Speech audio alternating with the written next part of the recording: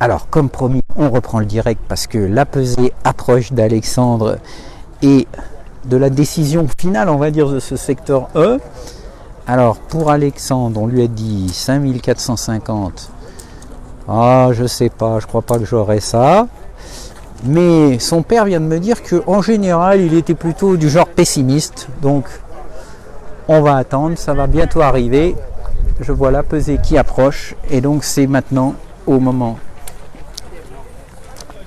C'est à Alexandre de peser sa pêche. Donc, je rappelle, environ 120 scardolas. Alors évidemment, les scardolas, il y a un peu toutes les tailles. Ils peuvent faire 20 grammes, mais ils peuvent faire aussi 50. Donc forcément, ça fait une grosse différence. Mais moi, de ce que j'ai vu, mais j'ai pas vu toute la manche évidemment d'Alexandre, il a une moyenne de poissons qui devrait tourner quand même plus autour des 40 grammes que des 20 ou 30. Ce qui est plutôt bon signe. Alors, on y est. Le moment décisif. Je rappelle, 5450 pour le Hollandais à battre. Ouh là là, ça grouille dans la bourriche. Ça grouille dans la bourriche.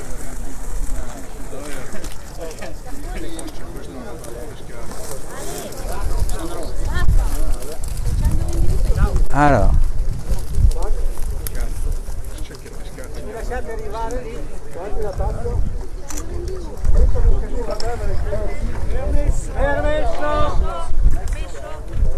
Voilà, alors on continue.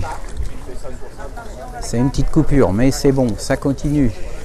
On est toujours en direct. C'est Yann d'ailleurs qui... Alors, on vérifie. C'est Yann qui s'occupe de la pesée parce qu'il est membre de la Fédération internationale. Et donc, oh oui, là, il y a une sacrée pêche. Une sacrée pêche de scardole. Magnifique. Une très belle taille moyenne de poissons. Si vous les voyez, voilà, là vous pouvez les voir. Alors, je pense qu'on va quand même être plus près des 6 kilos que des... Alors, plus de 6 kilos, plus de 6 kilos c'est sûr. Alors, 6 kilos, 6150, donc c'est une victoire assez facile, paradoxalement. Quasiment 800 grammes d'avance, donc il y avait quand même de la marge. Donc son père connaît bien Alexandre, c'est un pêcheur qui est plutôt tendance à être pessimiste sur sa bourriche.